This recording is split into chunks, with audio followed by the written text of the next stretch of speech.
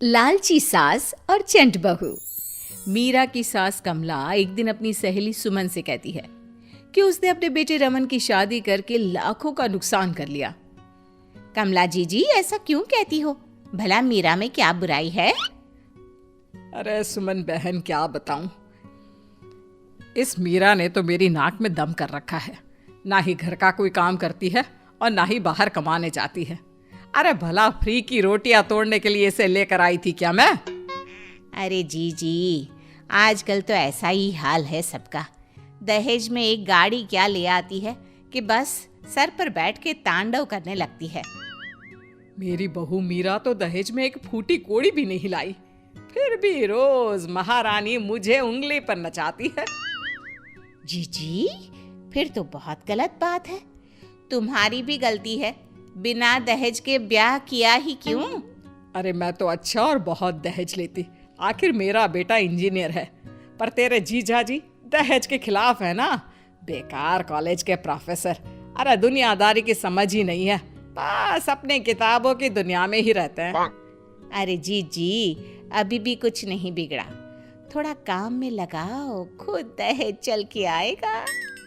कमला को सुमन की बात समझ में आ जाती है और उसे सुमन का सुझाव अच्छा भी लगता है। कमला अगली सुबह से मीरा पर हुक्म चलाने लगती है। सुन बहू, फटाफट से सफाई कर ले, फिर रोटियां भी बनानी है।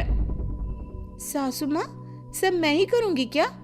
आप क्या पूरा दिन मुझे काम बताने का ही कष्ट करती रहोगी? तो तू क्या चाहती है, मैं तेरी नौकरानी बन जाऊं? हैं? चुपचाप काम कर, नहीं तो अपने मायके का रास्ता नाप और निकल मेरे घर से।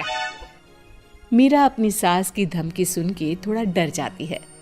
वो पूरी ईमानदारी के साथ घर का काम और अपनी सास कमला की सेवा करने लगती है।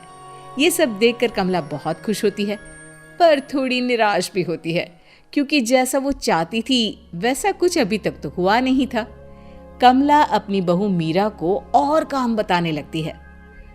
सासू माँ, आज मेरी तबीयत थोड़ी खराब है, आज तो मैं काम नहीं कर पाऊंगी। अच्छा, तो ऐसा करती हूँ, एक गाड़ी मंगा देती हूँ जो तुझे तेरे मायके छोड़ा है। अब तेरे दहेज में कोई नौकरानी तो आई नहीं जो तुझे आराम करने दूं। पर सासू माँ, मैं तो मैं मत कर और हाथ चला जल्दी जल्दी। आज तो कपड़े भी दुनिया भर के हैं, कौन धोएगा तेरे अलावा? मीरा बीमार हालत में भी काम करने लग जाती है। मन ही मन सोचती है कि क्यों न कुछ ऐसा किया जाए जिससे इस बुढ़िया की चिक बंद हो जाए। मीरा समझ तो चुकी थी कि उसकी सास अचानक ऐसा व्यवहार क्यों कर रही है, इसलिए अब वो प्लानिंग में लग जाती है। अगली सुबह मीरा तैयार होकर अपनी सास के पास जाती है। सासू माँ, मैं अपने मायके जा रही हूँ, 2-4 दिन में वापस आ जाऊंगी। वाह जी वाह, और काम कौन करेगा घर का? सासू माँ, 2 दिन की तो बात है बस। जा चली जा, पर फिर वापस आने के बारे में सोचना भी मत। मीरा जानती थी कि घर में वापस घुसने के लिए उसे क्या करना है। वो अपने मायके पहुंचती है और रोने लगती है। उसके माता पिता उसे रोने का कारण पूछते हैं, पर वो कुछ नहीं बोलती। तभी मीरा की माँ उसके हाथों की तरफ देखती है। मीरा, ये तेरे हाथों के नाखून कहाँ गए?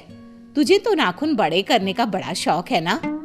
माँ, उस घर के बर्तन और कपड़े धो धो कर मेरे नाखून ही नहीं बल्कि हाथ भी घिस गया है। अब तुमने मेरे साथ ना कोई नौकरानी भेजी, ना कोई सुख की सुविधा। मीरा के माता पिता समझ जाते हैं कि मीरा को दहेज का सामान चाहिए। अगले ही दिन मीरा के माता पिता उसके लिए एक वॉशिंग मशीन और फ्रिज मंगवा देते हैं। मीरा ये देखकर बहुत खुश होती है और खुशी खुशी अपने ससुराल जाने की तैयारी करने लगती है।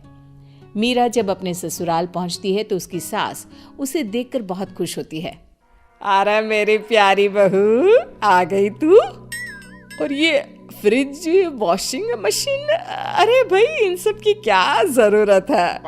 सासू माँ, जरूरत आपको नहीं मुझे है, क्योंकि घर का काम तो मुझे ही करना पड़ता है ना। मीरा की बात सुन के कमला गुस्से से बोलती है। बहू रानी, तू मेरी बात सुन ले, मैं तेरे इस दहेज के सामान के सामने झुकने वाली नहीं हूँ। घर का काम तो तुझे ही करना पड़ेगा। अब कमला और दहेज लेने के चक्कर में मीरा का काम बढ़ाने लगती है। वो जानबूझकर गंदगी फैलाती और बना हुआ काम बिगाड़ने लगती। मीरा बहुत परेशान हो जाती है। वो अपनी सहूलियत के हिसाब से हर चीज अपने मायके से मंगवा लेती है। धीरे धीरे कमला की चाल कामयाब हो जाती है, पर वो मीरा की चाल नहीं समझ पाती। धीरे धीरे मीरा भी अपने मकसद की तरफ बढ़ने लगती है। वो अपने ससुर और अपने पति को अपनी तरफ कर लेती है। एक दिन मीरा अपने ससुर से कहती है, पिताजी क्यों ना आप ये घर मेरे नाम कर दें, क्योंकि सासू माँ तो बीमार रहती हैं और रमन का तो आपको पता ही है कितने बिजी रहते हैं। ऐसे में घर को संभालेगा कौन? हाँ बहू, मुझे लगता है कि तुम बिल्कुल सही कह रही हो। इस घर को संभालने वाला कोई तो होना चाहिए। ये कहकर मीरा के ससुर जी अपनी पूरी प्रॉपर्टी मीरा के नाम कर देते हैं। मीरा बहुत खुश होती है क्योंकि वो अब अपने मकसद में कामयाब हो गई थी। इस बात की खबर कमला को भी लगती है। कमला को जैसे ही पूरी बात पता चलती है, उसके पैरों तले जमीन खिसक जाती है। वो गुस्से में मीरा के पास जाती है। अरे करमजली, तू तो बहुत चंट निकली। मैं तुझसे घर का सामान ही मंगवाती रह गई और तूने पूरा का पूरा घर अपना बना लिया। सासू माँ, अब आप घर का काम करने की भी आदत डाल ही लो, क्योंकि अब मैं तो कुछ करूंगी नहीं।